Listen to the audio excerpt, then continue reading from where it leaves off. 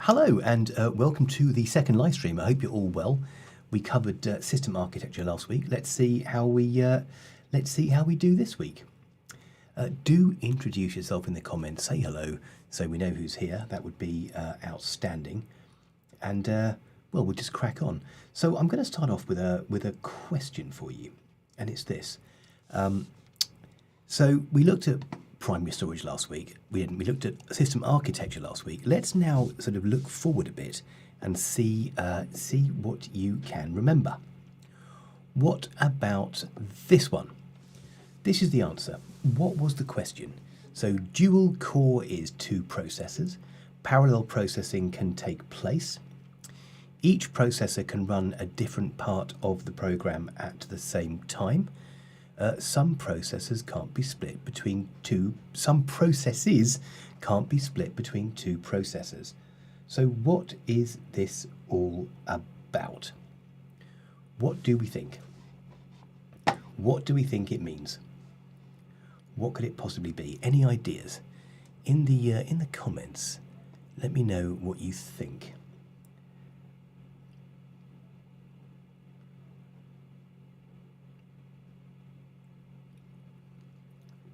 Any ideas?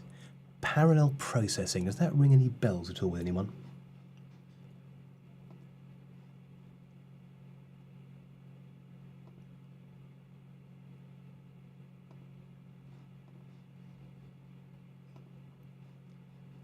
Well, we can have a look at the fact that this is, of course, this is relating to the number of cores that a computer has.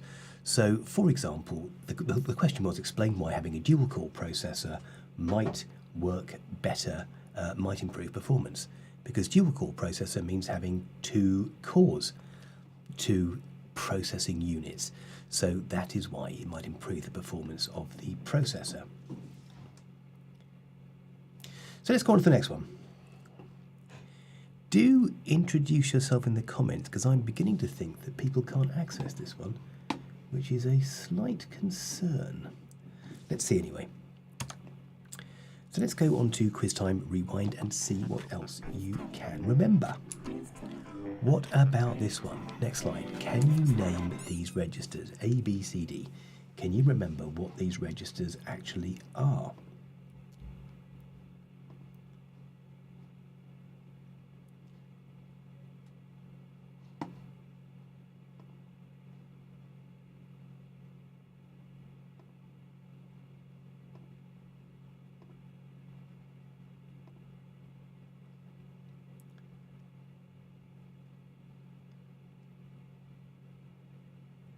Can anyone remember what these registers actually are?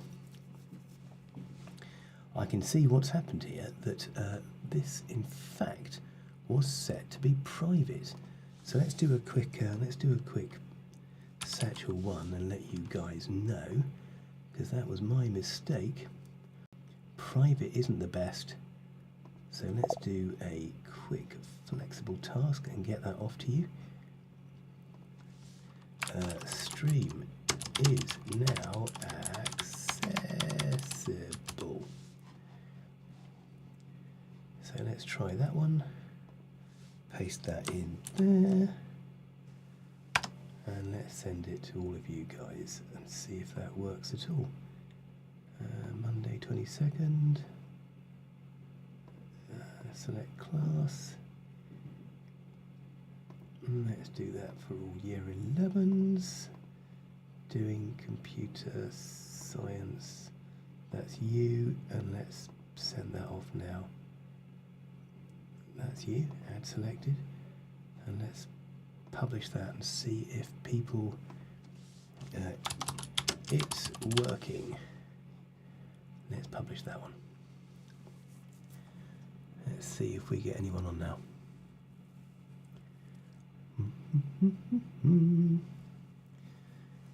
Honestly, you can't get the staff, can you? I don't know how many hundreds of times I've done this. Hello guys, yeah, I set it as being private, so that's why you couldn't come in. My bad. Please introduce yourself in the comments.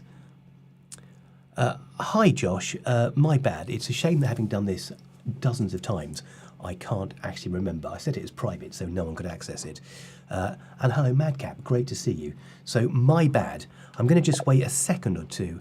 Hello, Nilikshan, how are you? I'm so sorry for wasting everyone's time. You'd think I taught computer science, wouldn't you? It's not that hard to do. So I'm just going to sort of faff around for a minute or two.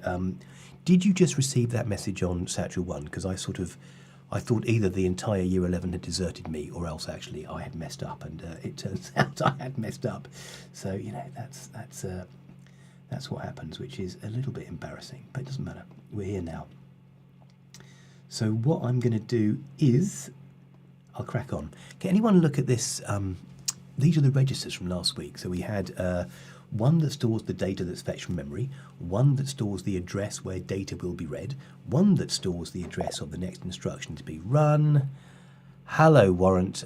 My apologies for being so massively incompetent and setting the stream to private. So I spent the first 5 minutes talking to myself, which, well, it's not the first time that's happened, but it wasn't exactly what I had planned. So my apologies for, at least I figured it out fairly quickly.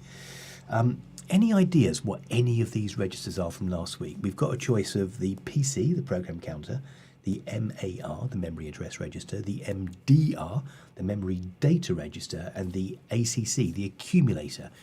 The accumulator is the one that keeps sort of track of numbers in the ALU. So any ideas as to what those actually are? Any ideas? Let me know.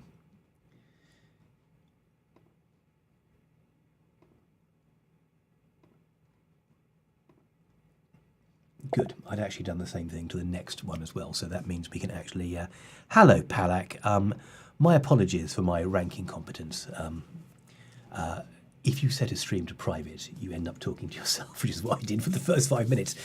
There we are. We're here now. So this is the question. Can you remember what these registers are? I fancy that they will do this. They seem to do something on this nearly every time. Have a crack at it. See if you can guess whether... So, for example, do a PC or a MAR. Let me know which ones you can actually recognise from this one here. And let's see if we can... Oh, good. 10 of you are here. Good. Do say hello. Introduce yourself in the comments. I don't expect you to do much else, but do say hello. And well done for making it. So any ideas? Any of these at all? What about stores the result of a calculation? D. What could that one be? I reckon they will do a 3 or 4 mark question on this. Maybe more. Well, I won't hang around because you're all being very shy and not telling me. So I will push on to the next slide. So what you need to remember is that these registers, you've got to sort of learn them one by one. But fundamentally, the first one stores the data that's fetched from memory. The key word there is the fact that it's data. And therefore, it is the... Let's go on to this one here. Therefore, it is the MDR, because it's the memory... Oh, you can't see the slide. Oh, my God. If only I could do anything properly. What is wrong with me? I've been sat here for half an hour getting it ready, and I'm not showing you the slides. Honestly, terrible. And I can see my face is obscured by my logo. Look at that, very cunning. I should have thought about that, shouldn't I? So here are the registers. So I'll try and do a quiz this time that's actually got questions on it for you. So these are the ones. I think the easiest one is that bottom one, which is the accumulator, because that stores the result of the calculation.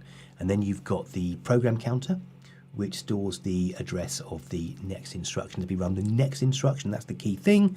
And then we've got the MAR, which is the address, and the MDR, which is the data. Good. 16 people here, in spite of my ranking competence, so well done. Excellent effort. You've been more patient than I would have been. All right, so let's go on to the next one, which is this one here. And let's look at today's topic is memory and storage. Again, this is something that you can get through and make a lot of marks early on. They're going to start off with system architecture. They nearly always do. And then they crack on with memory and storage, okay? Just one word to bear in mind is characteristic, which is what something is like. And we'd learnt a little mnemonic that I'll come to later on in my group for all of those characteristics that you've got to describe, you know, in terms of capacity and portability and durability, those sorts of things. And the common types of storage that you need to understand are optical, magnetic, and solid state. So we'll go through all of those and think about all of the different sorts of questions they could ask you in the exam. And then we'll do a bit of a quiz at the end. That is the grand plan. That's going forwards. Let's go on to this one here. Okay. Nothing seems to be working today. Right. Primary storage, RAM and ROM, the purpose of ROM and the purpose of RAM, what they do. Actually quite straightforward, but this does sort of form a story of how memory is used. So let's jump in and see how much of this we can get through.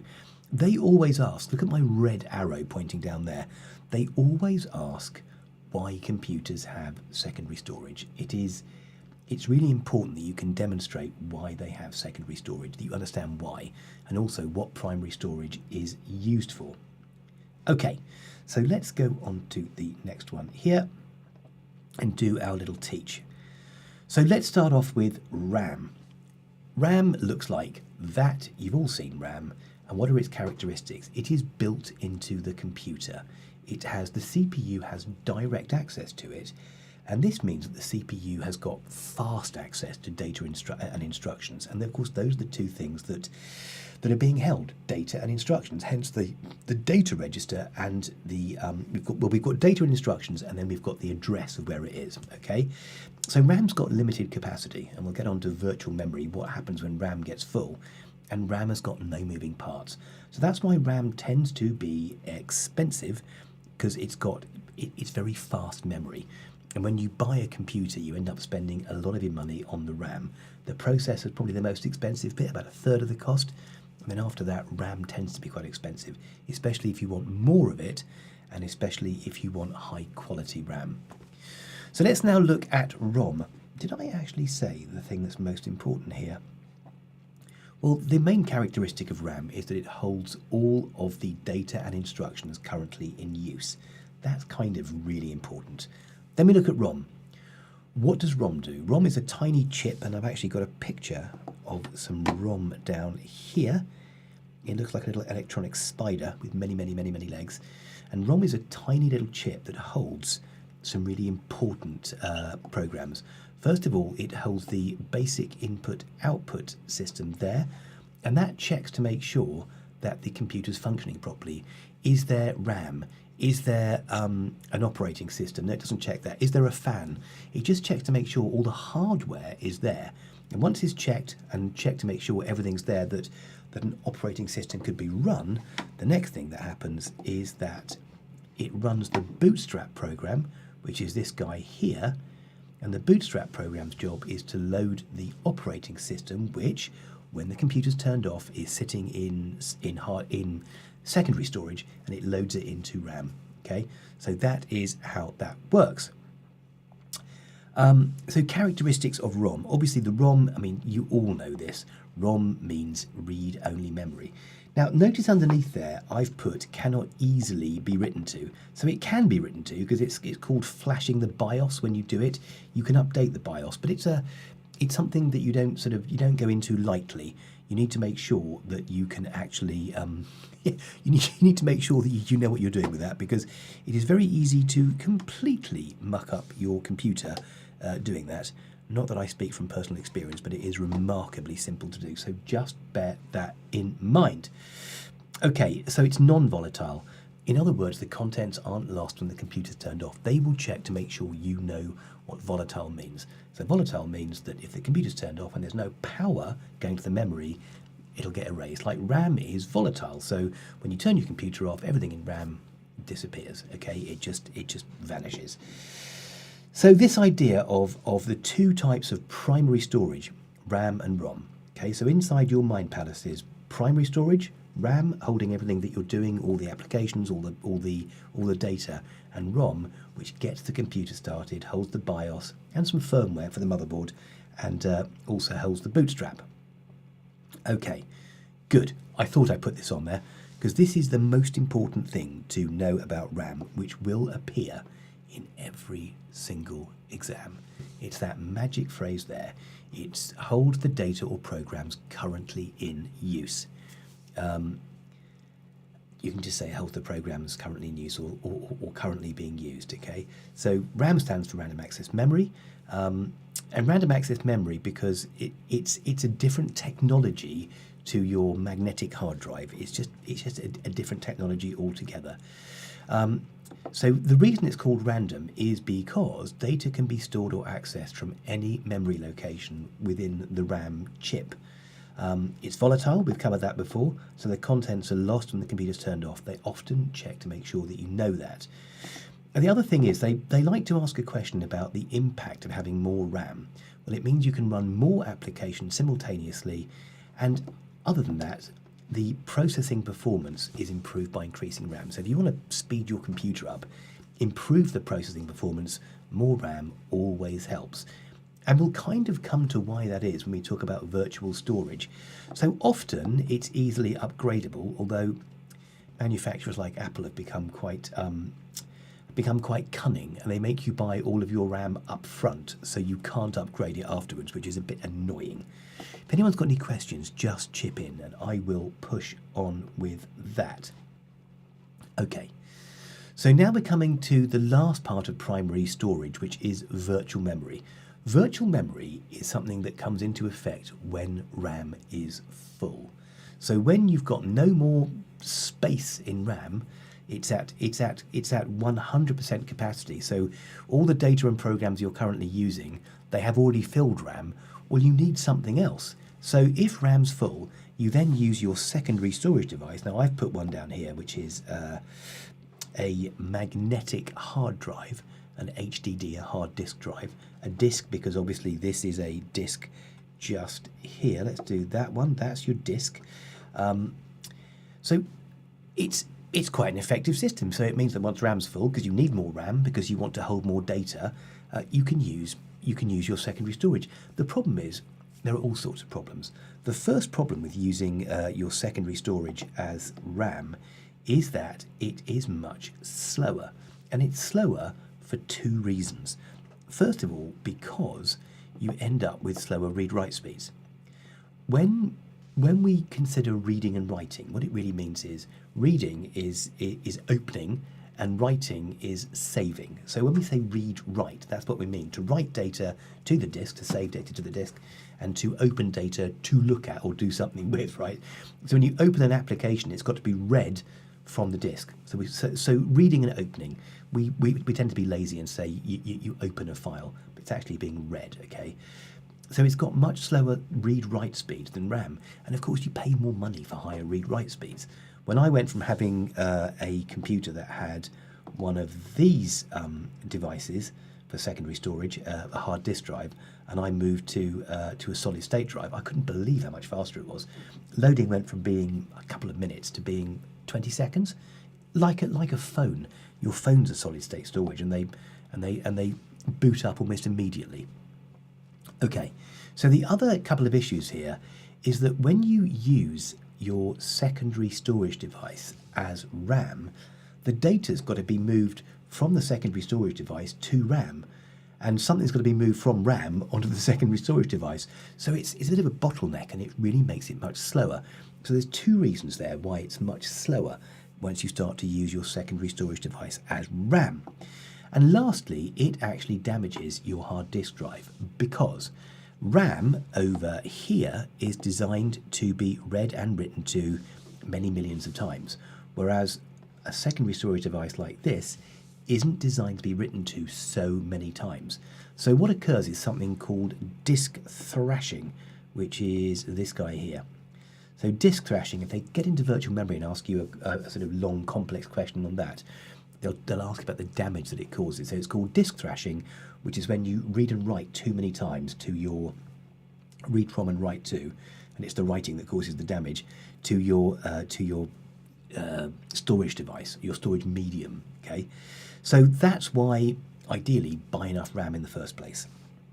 So that's probably everything you could ever possibly want to know or need to know about secondary storage, about primary storage, sorry.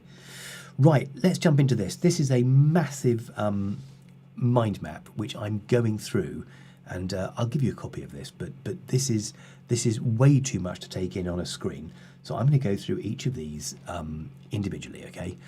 So first of all, we've done primary, RAM, ROM. We know what RAM is for. It's to hold all the applications currently in use. We know that ROM is to get the computer started using the bootstrap, and it's got the BIOS, the BIOS, which is a little program that checks to make sure that the operating system can run on the computer, that it's got a fan, that it's got a CPU, that it's got all the requirements, RAM, etc. Okay, so now we're into secondary storage. First question for your first mark on this topic is going to be, why do computers require secondary storage? So they asked this question about a video camera, and you may well have been asked this question. This was a past paper question. Janice has a video camera. Why does the camera require secondary storage? Well, it requires secondary storage because otherwise you can't keep you can't keep the images permanently. You take them and then they just disappear when you take the next one. So that's why they're required to permanently store. Now, you've also got this idea of storage devices and storage medium or media. So if you look over here, this is probably the best way to explain this. These are examples of storage media, and these are examples of storage devices. And the way it works is you need a storage device to read the media or the medium that you're looking at. So for example, if you think about a CD-ROM or a DVD, you need a CD player or a CD rewriter or a VCR for tape, a cassette player for cassettes. What's more complicated is that when you've got a hard disk drive like the one we looked at earlier, the storage, the actual media, is that spinning platter, whereas the storage device is all of the other stuff around it that makes it work. Okay, so you've got that sort of distinction between media, the stuff that you're saving data on, and the device, the thing that's reading and doing the writing. Okay, so that's the sort of distinction between those two. All right. So you've got things like tape drive, which is the device, and you've got the optical disk drive, which is the device, and then you've got magnetic tape, which is the media, and you've got CD, which is the media. I hope that makes sense. It's kind of obvious, but sometimes we think about a hard disk drive as just being one thing, but actually it's two separate entities. It's a device which does all the work, plus a medium on which it actually records it. Okay, good. Okay, so that's the first and most important statement about secondary storage. Okay, so let's think about solid state. Solid state is this guy here. This is the Gucci of storage devices. It tends to be expensive. So this is where you need to know the characteristics of each of these types of storage. So we're going to look at solid state, we're going to look at magnetic, and we're going to look at optical. Optical involves a disc, either a DVD or a CD. Solid state is the latest technology, which is nice and small, no moving parts. It's got a lot going for it, but it's expensive, and it's not yet. The capacity is not quite as great for solid state as it is for magnetic, but it is catching up really quickly, actually, and I think it will probably overtake it in the very near future because there's still a market for both, but solid state will eventually replace it, you would have thought. But data centers are still quite happy to use magnetic because it's so much cheaper. It's just far less expensive. Okay, so we've got a list of the different characteristics. So you can see that the capacity is between 256 gig and 4 terabytes for a solid state drive. I think and this keeps increasing each year. Super quick read-write speeds, the fastest ones. Highly portable, form factor, easy to carry. It's really good for external and internal devices. The other key thing is no moving parts, which means it doesn't generate heat, which means that it doesn't need cooling, which means it requires less electricity, which means if you've got this in your computer, the battery life will be extended. So it's a much, if you think about a magnetic disc, it requires power to make this thing spin, and that generates heat, a fan to cool it down. So there's a lot of things working against magnetic storage. So it is, of course, really expensive. and its use case. What's it for? Long-term storage of programs and data where high performance is required. So say, for example, if you're doing video editing or animation, those would be two use cases, or images, videos, anything like that. It's a really good form of storage for those areas because it's so fast. Okay, it's a really fast read-write speeds. Okay, so it uses non-volatile RAM. There are two different technologies for it. You don't really need to know that, but it's there anyway. It uses non-volatile RAM, and you may have heard of flash memory. A lot of cameras use flash memory. It's still solid state, it's just a slightly different technology. So examples that you should use other than solid state drives are USB memory sticks and SD cards, okay? Those are your examples of secondary of solid state storage, okay? Solid state drives and USB memory sticks, okay? USB, yes. So tend to use those words to describe them, SD cards or USB memory sticks. They accept them. Don't use a company name. They tend not to give you marks for that. So don't talk about, for example, a vacuum cleaner. Don't talk about a Dyson. Talk about a vacuum cleaner or a Hoover. Do you know what I mean? So think about that. Don't just go using the brand name for things. Okay. Solid state characteristics. I think we've done this one actually. Reliable levels of security. So this is characteristics of solid state is that it's the Gucci for everything. So make sure that you can talk about these in a question. So in terms of characteristics, we looked at this in class and talked about how you can learn these, and we came up with a mnemonic, which is, it's a rather bizarre one, but bizarre ones tend to stick in your head, which is crayon speaking Polish during role play.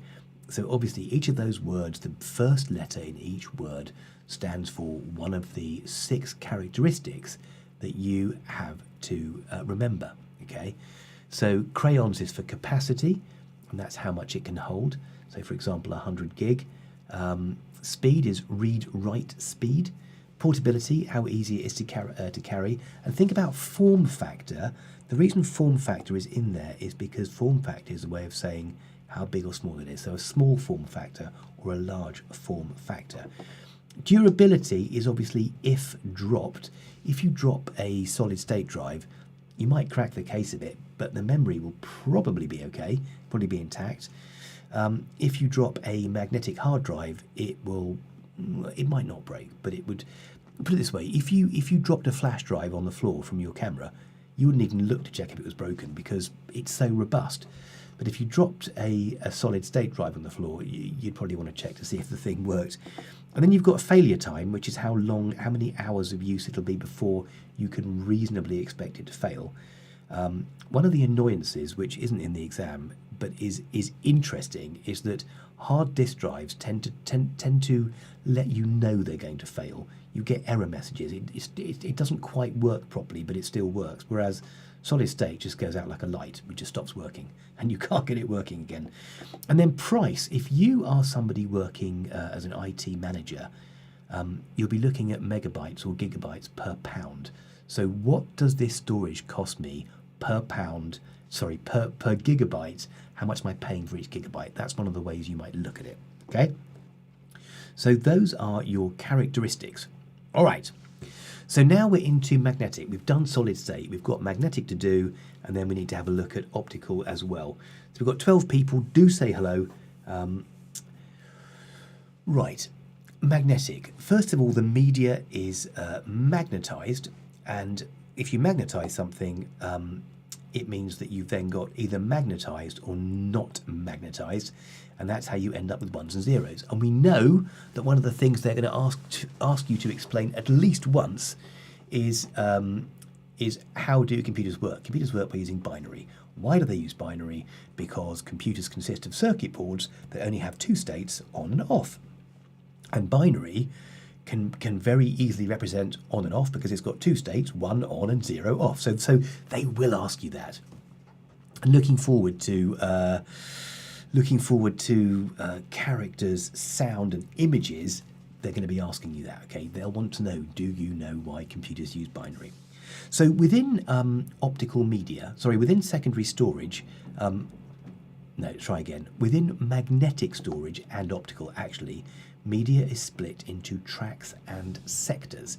So it's a bit as though they've got circular railway tracks that run around inside the disk, and data is stored in those, and these are also then sectioned off into sectors. All right, so they've got a huge capacity, these magnetic hard disk drives. Anything up to, I think the biggest one's about 100 terabytes. I mean, people don't use them that big generally, but they are the largest, most affordable media. But of course you do have one, which is the absolute monster here, which is a magnetic tape drive. The biggest one I could find in my research for this was 200 terabytes, which is gigantic.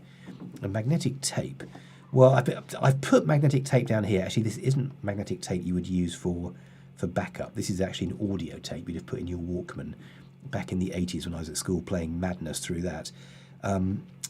But it's the same principle, it's the same technology, it's magnetized tape.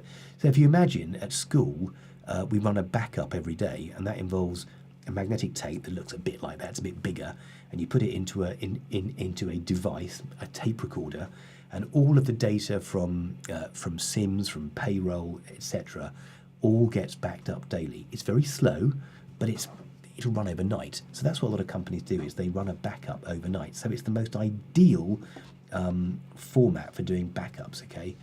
So characteristics. High capacity. The read-write speeds are fast, but they're not as fast as solid state. It's less expensive than solid state. It's pretty reliable. It's not durable. If you drop it, it breaks. But then again, a lot of these are in desktop computers, so it doesn't matter. You don't generally carry them around, apart from when you move house or move office. They do require more electricity because they've got moving parts. They need more cooling. They can be used for internal and external drives. They don't like being carried around very much. Also, the portability side of it is that if you power them on when they're being moved, they don't like it. They tend to complain quite heavily and develop faults. Use case, long-term storage of data. So in other words, backup, archiving, all that sort of thing. So you could use magnetic storage for that. Magnetic storage compared to tape just takes forever to run the back. Well, it doesn't take forever. It takes a lot longer to run a backup from tape than it does doing it from solid state. Okay, so that is that one. Then we've got optical. So here's an optical disk drive down there. This one could be used to write CDs and to read CDs, DVDs, etc. Okay, and the way it works is this. You don't need to know this, but a laser scans the surface of the disk. It's in tracks and sectors, just like magnetic. The tracks contain lands and pits, little indentations in the CD or the DVD, which again, where there's an indentation, that would be a 0. Where there isn't where there is an indentation, a 1. Where there isn't an indentation, there's a 0.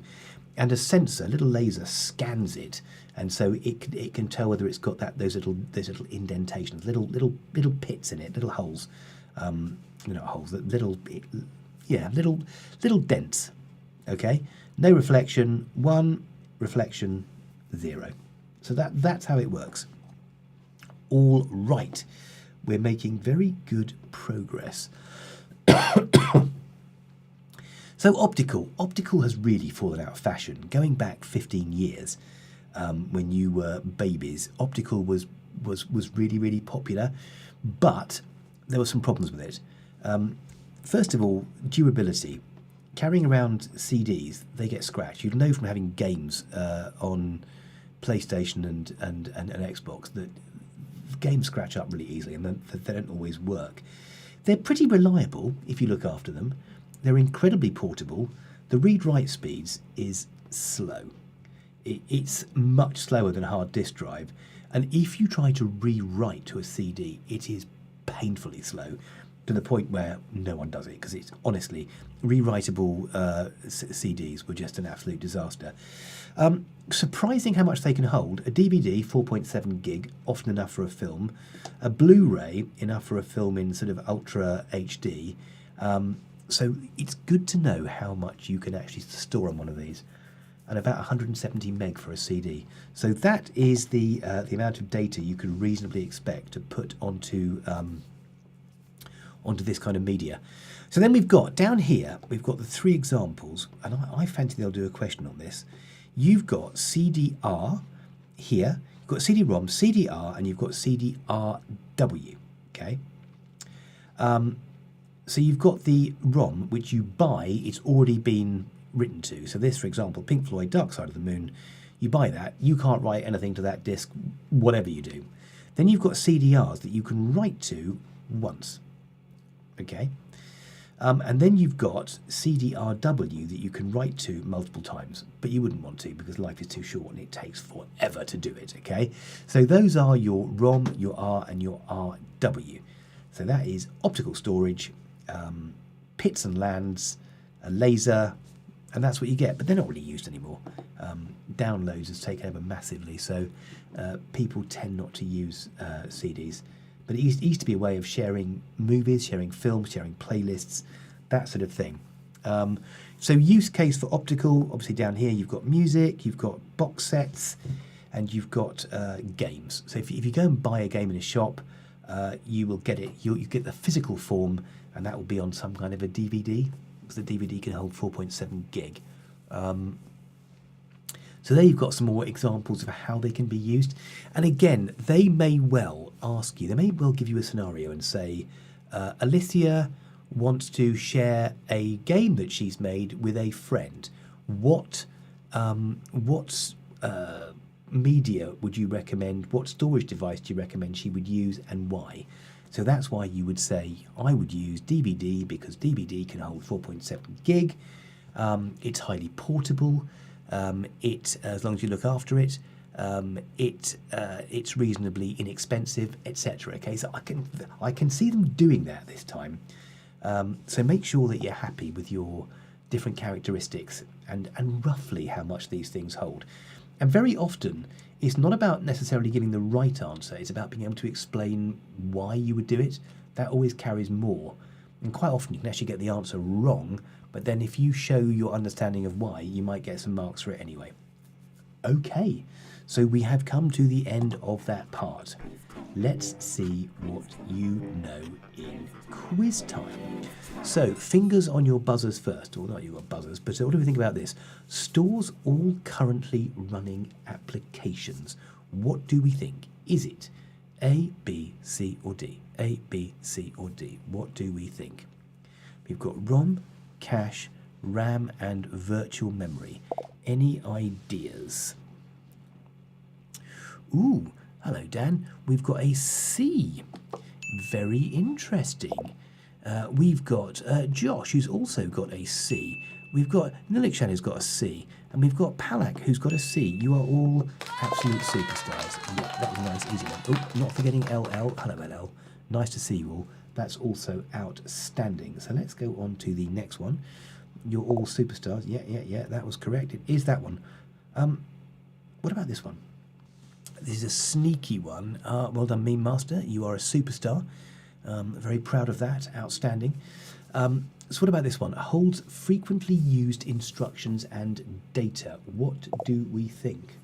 Ooh, I'm getting a warning. The stream's current bitrate is lower than the recommended bitrate. Okay. Let's see. What do we think about this one? Oh, we got answers. We've got Palak saying B. We've got Nilikshan saying B. We've got Giggy saying B. We've got Dan saying B. We've got Josh saying B. We've got Mimaz saying B. We've got No. Hello, No.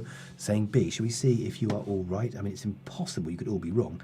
Do you know what, though? These definitions, you're outstanding. These definitions will get you loads and loads of marks in the exam. It's just knowing what these things are. What about this? A type of storage to which CPU has direct access. Is it primary? Is it secondary? Is it virtual?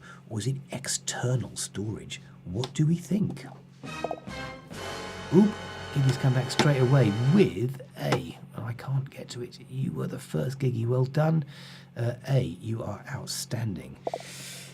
Look, we've got, let's have a look. We've got Giggy said A. We've got Dan said A. We've got No said A. We've got Nilikshan said A. We've got Meme Master said A. And we've got Josh who said A. And we've got Lakshare. Hi, Lakshare. who said A as well. So you are all absolutely outstanding. I think you've done really well here. It is primary storage, okay? Palak said A as well. What about this one here? We have got Palak, you two are a superstar. If I can get your thingy up. There we are. Type of storage used to permanently store data and applications. I mean, this is money for old rope marks, isn't it? As long as you know what these things are. I think it's inside your mind palaces. It's so important that you've got primary and then you've got RAM, ROM. Secondary, you've got optical, magnetic and solid state. And you know why you would use any of these. So what do you think? The type of storage that's used to permanently store data. So Palak has come straight in. She's the fastest with a B. Is she right, though? The fact is, yes, she is. And we've got Dan. We've got. You're all coming in now. We've got Josh who said B. We've got Meme Master who said B. We've got Lakshay who said B. We've got Dan who said B. You are, of course, all absolutely correct. That is outstanding. Right, what about this one? Magnetic storage device with spinning platter and a read-write head. It doesn't help they give these things different names, okay? So what do we think? A magnetic storage device with a spinning platter and a read-write head. I think that was for the previous one. No, you were quite correct with that. What about this one, though? What do we think? Giggy said A. An HDD. What do we think? Is A the right answer for this one? Yeah, we've got a lot of A's coming in now. We've got Josh with A, we've got Nilikshan with A, and we've got Dan with A as well. Let's see if you are all correct. You are, of course, A. It's HDD, which is hard disk drive. Okay, storage device. Which is the Gucci? Which is the one with the fastest read-write speeds? And Copper Black has come in with an option that isn't there, which I've put a lot of time for. It could have been E had I put it in there. Which storage device with the fastest read-write speeds? And don't forget, and by the way, hello Copper Black, nice to see you. Ooh, I think that was, who was fastest here? That was Nilikshan with D, followed by Palak, followed by Meme Master, and Dan, and Giggy, and Josh, and Lakshaya. That is really good. And you are, of course, all absolutely spot on. It is D. What about this one? Storage that holds the operating system when the computer's turned off. Conceptually, it's interesting how many people, Lakshaya, you were absolutely right. Did I say, Josh? Did I say? Yeah. You were right, and you were right as well. And Madcap, you're absolutely spot on. What about this one? Storage that holds the OS when the computer's turned off. Oh, no, it was after Madcap. So we've got Dan who's saying C. Now, that is an interesting answer, Dan. C. We've got Palak who's saying C. This is good because this is what they call a hinge question, because this demonstrates that Lakshaya is saying C as well. Okay. So it's not ROM. It's not ROM that holds the OS when the computer's turned off. ROM's job, ooh, so now Meme Master saying D. That's not a terrible answer. It's not, it could be external storage, but it's not.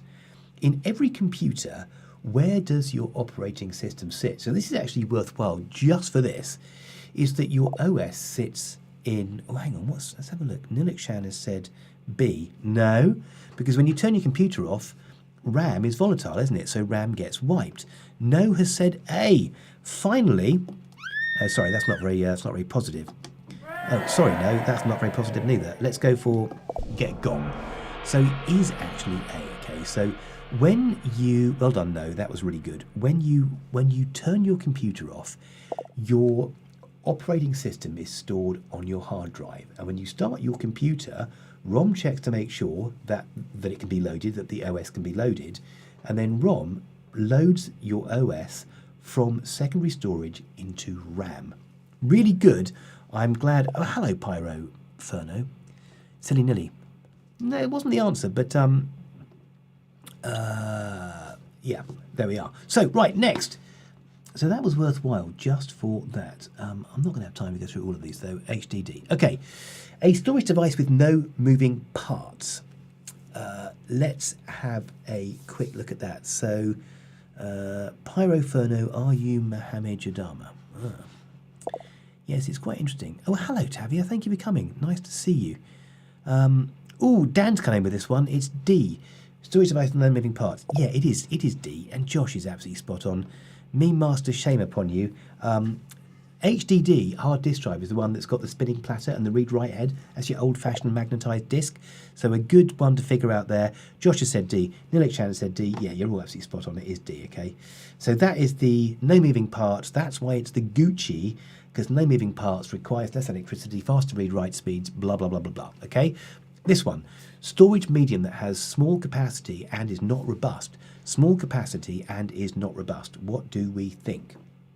Small capacity and is not robust. Robust means it's easy to break. So which of these has got a small capacity and it's easy to break? Did you notice I've run out of options here and I've written tactical randomly for D? Ooh, Dan has come in with an answer here. Let's see. Do we think Dan is right? Dan is fast. Dan is fast and Dan is accurate. Be like Dan. Josh is also C. That is very good. It is C. Okay. Because it's storage medium, which is small capacity. Yeah, Palak saying C, Nilik Chan saying C, Lakshare saying C, Palak saying C. You're all spot on. It's optical, right? Excellent. Next, a storage medium with a huge capacity. Which has got the biggest capacity of all of these? You might use it to back up data overnight or to archive. Which of these has the greatest capacity? What do we think about that? The greatest capacity. Oh, crumbs. You're all so super fast. C, C, C, C, C. It is indeed C. You're absolutely right. It is C. Uma, welcome, Uma. Do you know what? It's not a bad answer, Uma, because hard disk drive does have a huge capacity, but tape, which is option C, has the biggest capacity of all. It's about 200 terabytes, which is gigantic. It's enough to sort of back up an entire... Yeah, C, absolutely spot on. A, not a terrible answer, though, Uma. Not a terrible answer at all. Right, this one. A storage medium where indentations are made on a reflective disk. What do we think? Tape, DD, SSD, or CD? What do we think? Yeah, what do we reckon it will be? And you know what? They've not done a question on magnetic tape for a while. Not that it means they'll definitely ask one. At least we can be grateful they're not going to ask any stupid questions on floodlights this time. Unbelievable, that last mock. Anyway, hello. We've got everyone's doing D. Pyroferno. Hello, Pyroferno. You are right. You're right, both capital and small. No says D. Dan says D. Uma says D. Josh says D. You are all absolutely spot on. It is, okay. Indentations, optical, okay. What is the maximum capacity of a solid state drive? Now, this is approximate, right? Because actually this keeps, the capacity increases every year. So it's sort of, let's go for approximately. Now, Josh has said, that's the previous one. Nilakshan said B. Dan has said C, so we've got a difference of opinion here. Nilakshan said 4.7 gig.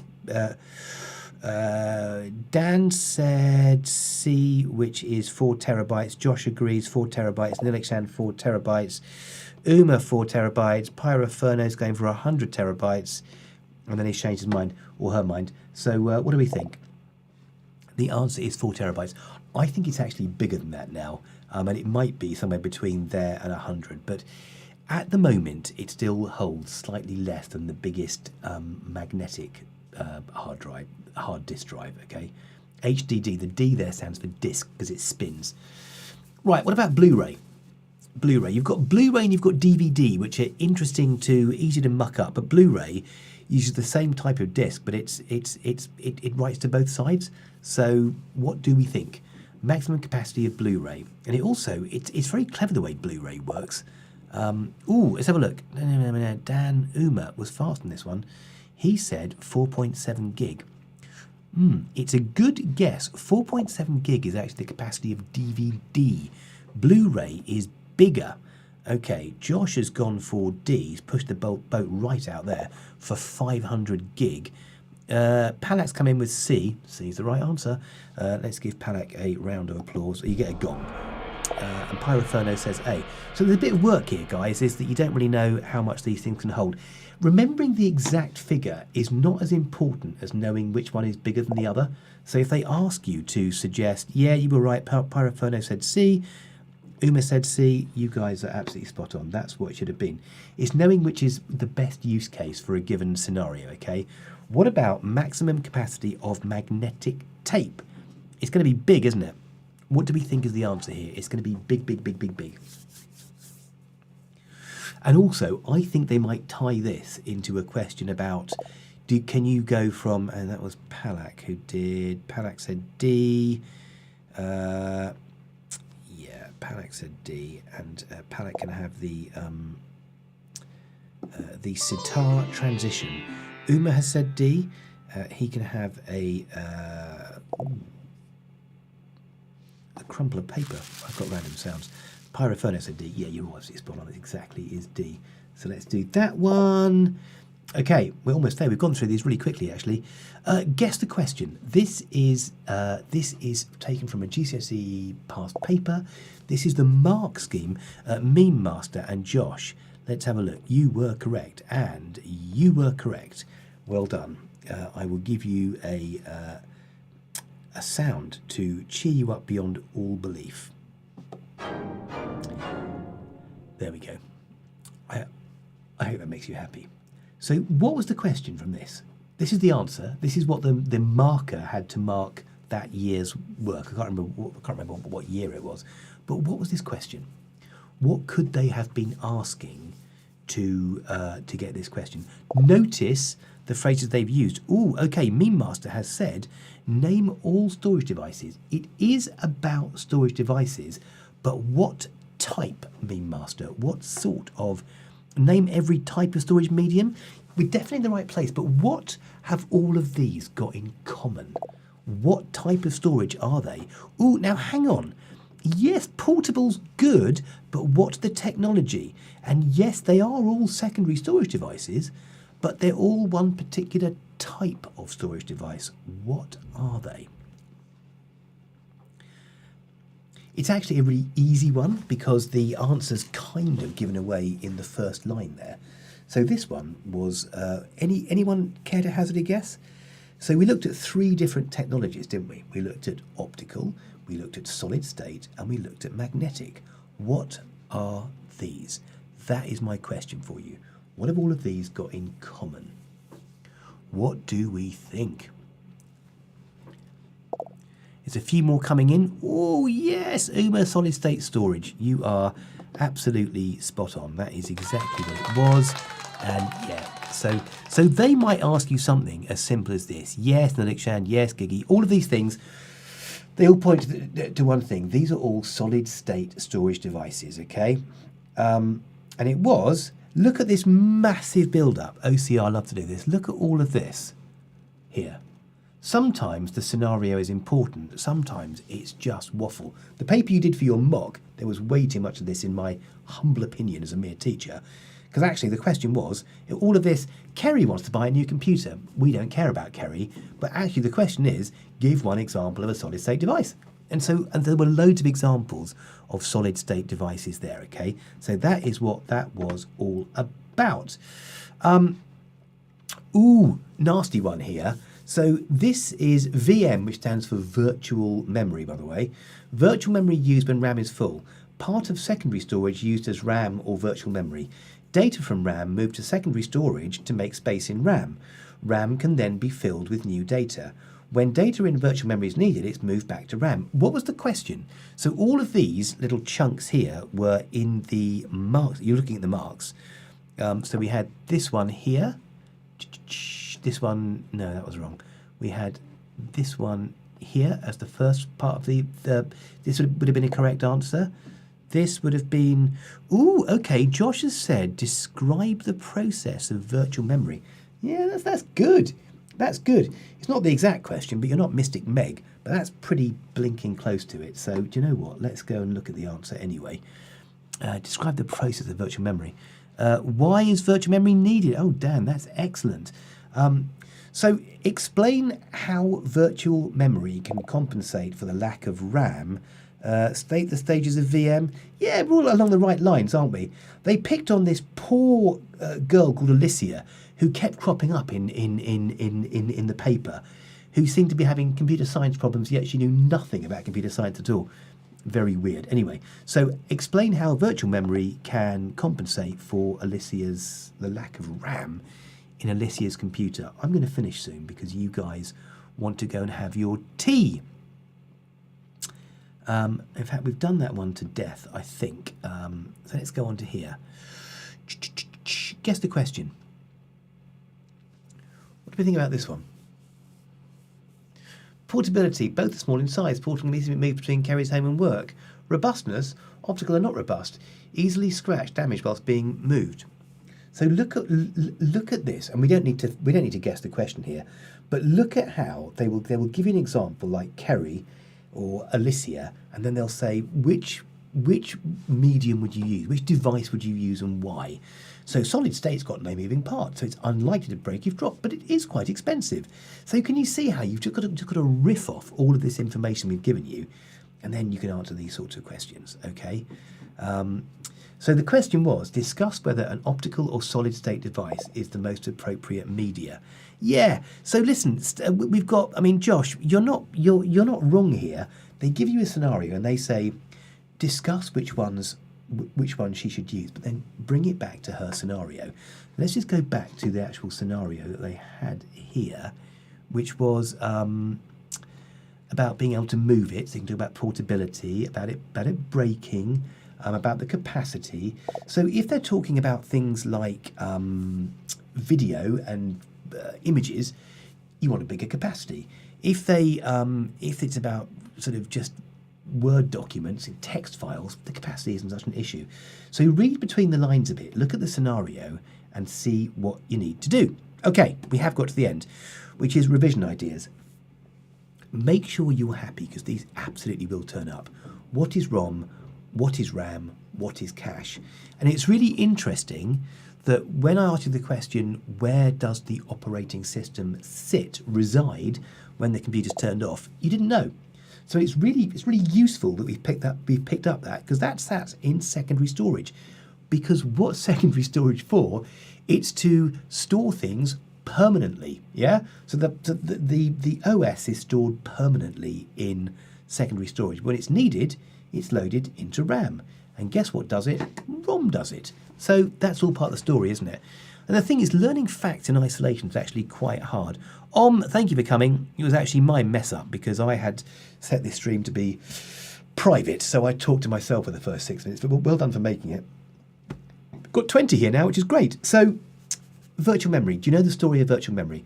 Virtual memory is when RAM is full, so it uses secondary storage instead of RAM. It's much slower, and it ruins your hard drive by something called disk thrashing. Characteristics. By all means, use that mnemonic that I've got, which is crayon speaking Polish during role play, which stands for capacity, speed, portability, durability, reliability, price. B. Yeah. So those are the 6 that you need, and that's why it helps to have that mnemonic to help you. Why is primary storage necessary? We know that now. Why is secondary storage necessary? Parallel processing versus multitasking I covered last time. Have a look at those registers. So for today, take away the fact that the ACC, the accumulator, stores numbers for using within the accumulator that might then get used later on. So my advice to you is have a look at the specification and make sure that you have a look through J277 and have a scan through it, and you'll see now that in these 2 weeks we've covered the first 2 massive topics. So what we've done is probably going to be, I don't know, 2 grades worth of work already in the bag. So go away and learn these facts. I will send you the recording of this.